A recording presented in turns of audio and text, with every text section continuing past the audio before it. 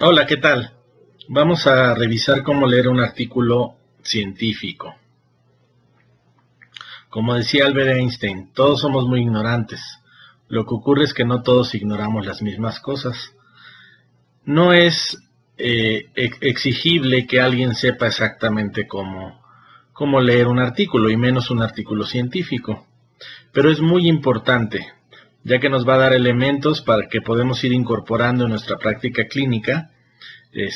Si sabemos aprovechar la información que viene en un artículo científico. ¿Qué es lo que no se debe de hacer al revisar un artículo? Traducirlo a tu idioma, si es que viene de otro idioma, por ejemplo, con un traductor de la web. Normalmente no van a dar una traducción que nos sirva realmente para entender el artículo. Otra cosa que hace la gente es solo leer el resumen. Y eso pues sí te ayuda, sí entiendes un poco del artículo, pero no te da todos los elementos para valorarlo. Algo muy común es confundir un artículo científico de uno de conocimiento popular. No tienen el mismo valor probatorio, es decir, no podemos tomar la información de un artículo popular como para inclusive hacer algo nuevo en nuestra práctica clínica. ¿Cuáles son los artículos científicos y cuáles son de divulgación popular? Bueno, los artículos científicos normalmente se encuentran en revistas, se dice arbitreadas, es decir, revistas en donde hay jueces o editores que revisan lo que se va a publicar y van a aportar información valiosa, información científica, de estudios de investigación hechos con seriedad, que debe de ser reproducible, es decir, que debe de poderse repetir en cualquier lugar en el que se haga lo mismo que se hizo en ese artículo. Su objetivo es la divulgación del conocimiento, es decir, van a aportar algo nuevo en un tema específico. En cambio, los artículos de divulgación popular pues no aportan información que pueda aplicarse con seguridad a la práctica clínica, y su objetivo es más bien vender, no sé, por ejemplo, la revista, ¿verdad? O la página web de donde provenga. Más no es su objetivo, es decir, no pretenden crear nuevo conocimiento. ¿Qué tipos de artículos científicos hay? Bueno, los vamos a dividir en tres aspectos. Primero, los estudios de intervención, que pueden ser experimentales o cuasi experimentales. Les llamamos experimentales a aquellos que se hacen con todas las variables controladas, es decir, los que haríamos, por ejemplo, en un laboratorio, ya sea con tejidos, por ejemplo, con células, o en animales de laboratorio, y en donde podemos controlar todo lo que está alrededor del animal, su alimentación, su temperatura, etc. Y los que llamaríamos cuasi experimentales, que corresponden, por ejemplo, al modelo de ensayos clínicos controlados, en donde, por ejemplo, cuando queremos probar un medicamento o alguna terapéutica, pues sometemos a un grupo de pacientes a ese tratamiento. Se les llama cuasi experimentales porque no es posible controlar todas las variables, ¿no? Es decir, el paciente a lo mejor recibe el tratamiento, se va a su casa y a lo mejor hay algo que toma en su casa o otros factores que no estamos controlando que puedan influir en los resultados. También encontramos a los estudios no intervencionales u observacionales. Son estudios en donde no intervenimos, es decir, no se hace por ejemplo, no se da un tratamiento, una intervención. Son estudios en donde más bien observamos lo que ha pasado con un grupo de pacientes. En estos, por ejemplo, tenemos los estudios transversales, las encuestas, el estudio de casos y controles y el estudio de cohortes. Y me gustaría también mencionar estudios, es decir, aquellos estudios que pretenden analizar la información o toda la información científica que hay sobre un tema. Tal es el caso de las revisiones sistemáticas, en donde se revisa metodológicamente varios artículos, varios ensayos clínicos de un tema específico, como el tratamiento de alguna enfermedad, y se sacan conclusiones a través de haber analizado los resultados de varios estudios. O está el metaanálisis, en donde se agarran varios estudios y los pacientes, cuando son semejantes y cuando la intervención fue semejante, se juntan como si fuera un gran estudio particular, es decir, juntan muchos estudios, les corren pruebas estadísticas y obtienen conclusiones pues más poderosas, tomando en cuenta que son muchos más pacientes. Vamos a ver algunos de estos casos. Por ejemplo, está el ensayo clínico controlado, que aporta un gran grado de evidencia para confirmar una relación causa-efecto. Como podemos ver aquí, vamos a tener un grupo que lo vamos a exponer tal vez a una intervención, que puede ser un medicamento, una intervención de rehabilitación, acupuntura o lo que ustedes quieran. Y otro grupo que no va a ser expuesto, y vamos a analizar los resultados. En estos estudios sí se tiene control sobre la exposición a la intervención, ¿verdad? Son estudios que normalmente se hacen de forma aleatoria, es decir, al azar, en la elección de los pacientes. Son los longitudinales porque vamos a ir siguiendo al paciente y los resultados que tiene después de la intervención. Y son prospectivos porque normalmente se hacen hacia el futuro. Es decir, a los pacientes se les hace la intervención y luego vemos hacia el futuro qué es lo que pasa. Y en el mejor de los casos son estudios controlados. Es cuando el paciente, por ejemplo, cuando es un control simple, ¿verdad? El paciente, hay pacientes que están expuestos y hay pacientes que no están expuestos. Es decir, hay un grupo control. Hay un grupo de pacientes que tienen el mismo padecimiento, pero no se les va a aplicar la intervención que hacemos. Eso nos va a dar como resultado que veamos el efecto específico de la intervención que realizamos. Los estudios transversales, por ejemplo, son de tipo observacional. Se va a medir solamente la exposición a varios factores de riesgos, ¿verdad? Y, por ejemplo, y su relación con alguna enfermedad. Son estudios que se realizan en periodos breves y normalmente no se puede establecer si la causa precedió o no al efecto.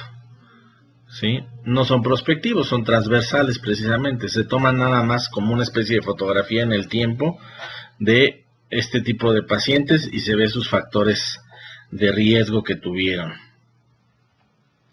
En cambio, en el estudio de casos y controles se va a buscar la frecuencia con la que un grupo de personas afectadas por una enfermedad, que son el grupo caso, ¿verdad? Y un grupo de sanos, que es el control, estuvieron o no expuestos a un factor de riesgo. Es un estudio analítico de mayor potencia, digamos, que el estudio transversal. Y normalmente se hace de forma retrospectiva. Es decir, vamos a analizar a los pacientes ya cuando tienen o no la enfermedad, ¿verdad? El factor de riesgo, y si se desarrolló o no la enfermedad. Normalmente se hacen, por ejemplo, estudiando expedientes clínicos. Y uno de los más fuertes, digamos, metodológicamente hablando, para poder comprobar una relación de causalidad, son los estudios de cohorte. Son prolongados y costosos, sin embargo son de los mejores. Está, por ejemplo, el famoso estudio Framingham, ¿no?, de riesgo cardiovascular. Son longitudinales, ¿verdad?, y prospectivos, es decir, se van a seguir en el tiempo y hacia el futuro. Aquí lo que ocurre es que vamos a agarrar gente que ahorita está sana y vamos a seguirlas en el tiempo, y vamos a tomar gente que está expuesta a un factor de riesgo que creemos que tiene que ver y gente que no está expuesta, y vamos a ver en el futuro si desarrollan o no la enfermedad.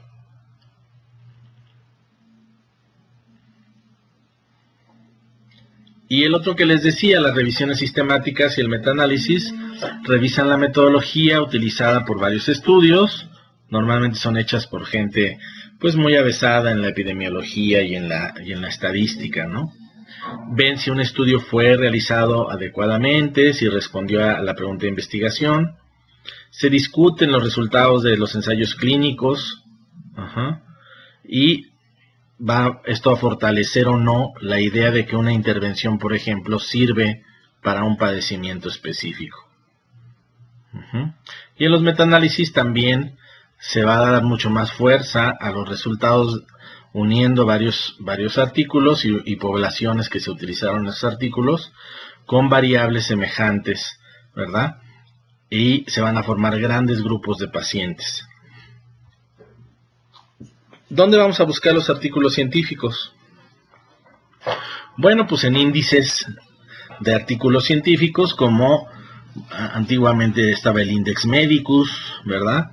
Hoy en día, por ejemplo, buscamos en bases de datos en Internet, como el PubMed, ¿verdad? Estas bases pues van a dar, cuando buscamos algún tema, van a dar artículos con un rigor metodológico mayor, y no van a tener artículos de conocimiento popular. En cambio, también podemos buscar en buscadores convencionales como Google o Yahoo algunos artículos. Va a haber una mayor variedad de idiomas porque los índices científicos normalmente tienen artículos en inglés, aunque algunos también están en otros idiomas. En la búsqueda en buscadores convencionales, pues, podemos encontrar artículos científicos y artículos que no sean científicos, que sean más de conocimiento popular, o artículos que, aunque sean científicos, tengan un menor rigor metodológico que los artículos que fueron publicados en revistas más estrictas, a las cuales podemos acceder en los índices científicos. Por ejemplo, tenemos el caso del PubMed, ¿no? En donde podemos hacer búsquedas de artículos científicos. Vamos a poner un ejemplo. Si yo pongo aquí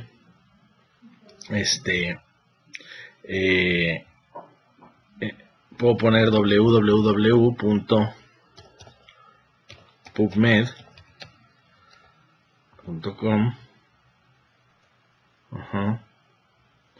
Me va a llevar a esta misma página que les estaba enseñando. Aquí yo puedo, por ejemplo, poner algún tema de interés. Por ejemplo, terapia con ozono.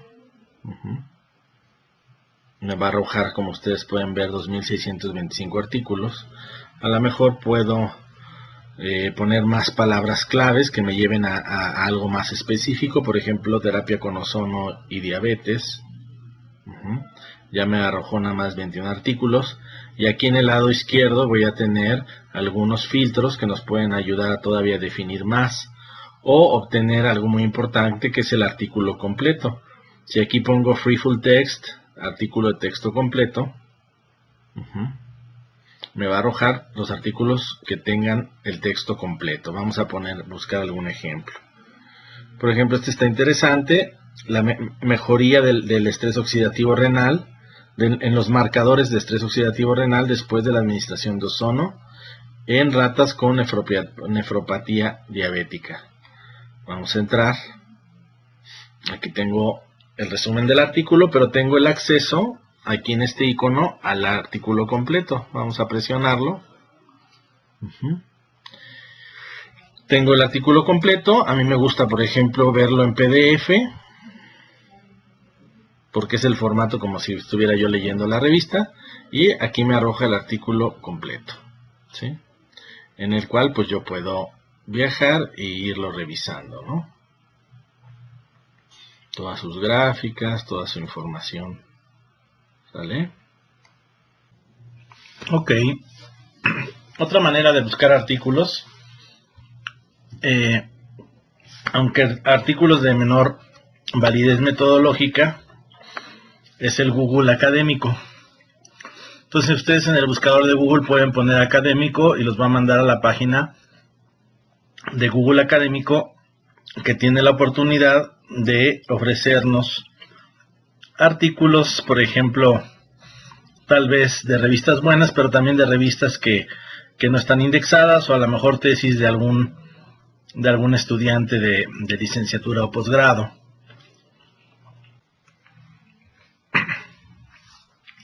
Aquí en el Google académico pueden poner, por ejemplo, ozonoterapia y poner a lo mejor PDF. Con esto nos va a llevar a artículos que estén en PDF. Por ejemplo, vamos a ver ozonoterapia en la aplicación de problemas oftalmológicos. O vamos a buscar uno en español, utilidad de la ozonoterapia intraarticular en osteoartrosis de rodilla, ¿no? Y ya pueden entrar al artículo, ¿no? El texto completo.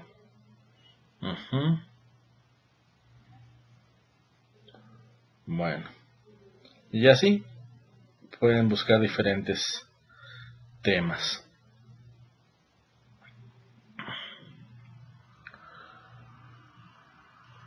¿Qué es lo más recomendable para leer un artículo? Hojear primero el artículo, leer los nombres de los autores, el año en que fue escrito. Se recomienda que sean artículos por lo menos de 5 años a la fecha. Interpretar el título del artículo, que refleje exactamente lo que intentó probar. Identificar las secciones en las que está dividido. Mirar las figuras, gráficas y fotos. La bibliografía que usó el autor, si es reciente y si está relacionado al tema principal. Es importante leer el resumen de un artículo, tratarlo de entender lo más posible e identificar cuál fue el argumento central del artículo, es decir, cuál es la pregunta de investigación, si en los resultados se comprobó o no la hipótesis y si concluyeron el aporte que se está haciendo al conocimiento previo, ¿no? Es importante dar una primera leída a todo el artículo completo, subrayar lo que parece acá importante y escribir en una hoja de papel todas las palabras que no se entiendan para poderlas buscar posteriormente y tal vez tomar notas de las principales ideas.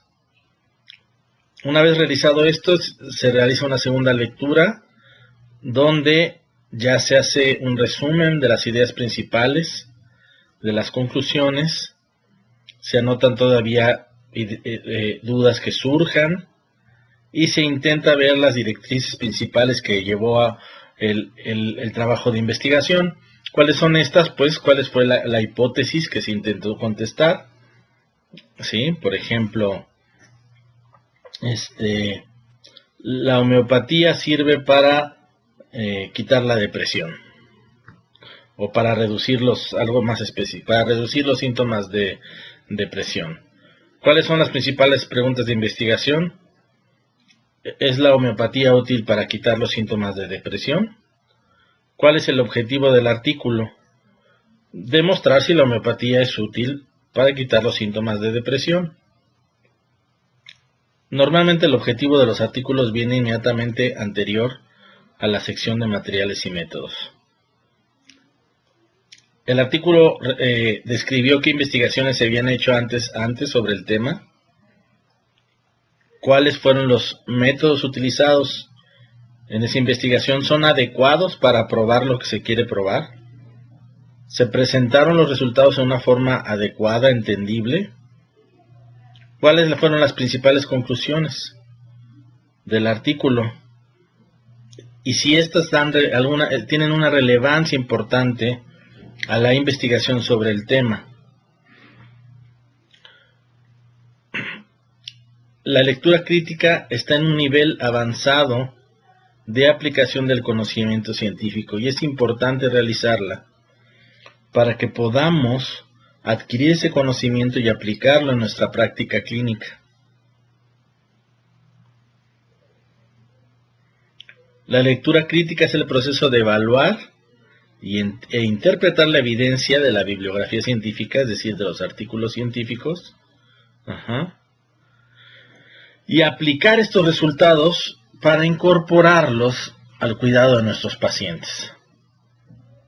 Nos permite discriminar entre artículos de investigación que no tienen gran validez metodológica a los que sí la tienen, y cuáles podemos tener confianza de utilizarlos como un instrumento, un conocimiento que podamos aplicar en nuestros pacientes. ¿Qué podemos ir haciendo? Pues podemos seguir estas rutas críticas. Es interesante el artículo, me interesa para lo que yo practico. Los autores poseen experiencia, son conocidos en el tema. El resumen es válido. Es decir, me aporta la información principal. Los resultados que se encontraron son útiles, están expresados de una manera adecuada, son útiles para entender lo que pasó después de la intervención.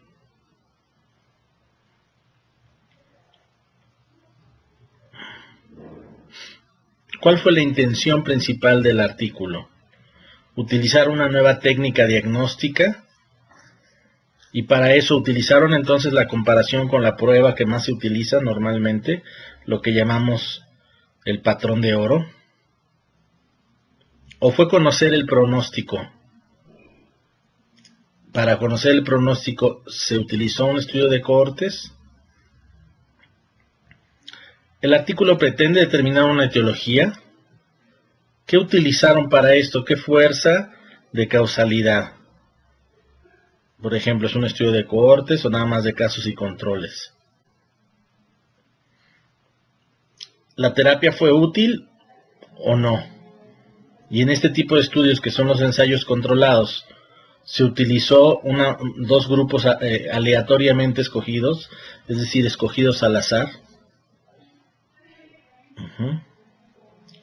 O se pretendió conocer algo más observacional de tipo cualitativo. ¿Qué debemos de ver en el resumen? Pues que vengan los objetivos del estudio, la principal metodología, el tipo de estudio, la duración en que se realizó, es decir, si es un estudio prospectivo, ¿verdad? O retrospectivo, qué sujetos fueron los que participaron en el estudio, qué intervención se realizó y qué análisis estadístico se utilizó para comparar los grupos. Vienen los resultados en este resumen y las conclusiones principales. Tiene la introducción del trabajo de todo el artículo, los elementos básicos para comprender el tema, es decir, el autor resumió en la introducción todo el conocimiento que se tiene hasta hoy en día sobre ese tema específico. Responde al qué y al por qué de la investigación. Informa lo más nuevo que se ha hecho en relación al tema. El objetivo es preciso y medible, es decir, está delimitando las variables. Por ejemplo, no sé, teníamos el ejemplo de la homeopatía y la depresión, tendría que estar en el objetivo descritas, ¿no? Corresponde a la pregunta de investigación. Como decíamos, el objetivo normalmente está antes de la parte de materiales y métodos. Los materiales y métodos son los adecuados para lo que queremos investigar. Disminuyen las variables extrañas o factores de confusión, es decir, se toman en cuenta los posibles factores que alteren los resultados. Describen claramente cómo se hizo la intervención, qué instrumentos se utilizaron para medirla. Por lo tanto, define adecuadamente qué variables se van a estudiar. Decir, por ejemplo, diabetes, pues no es suficiente, ¿verdad? A lo mejor se tiene que especificar qué vas a medir: glucemia, antes y después de un tratamiento, o vas a medir sintomatología relacionada a la neuropatía diabética. ¿Y qué instrumento vas a utilizar para hacerlo? ¿De qué manera lo vas a medir? Si tienes grupos de comparación, ¿qué análisis estadístico se utilizó? ¿Es el adecuado?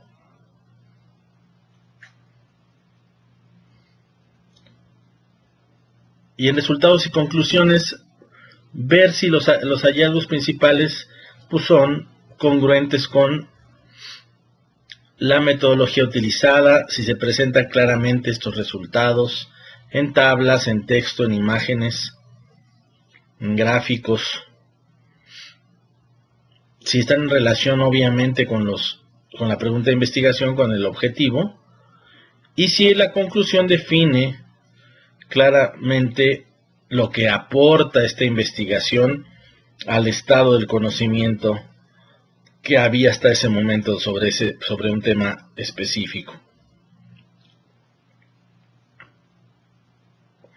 Les recomendamos estos artículos que pueden encontrar en relación a cómo leer artículos científicos y en los cuales basamos esta plática.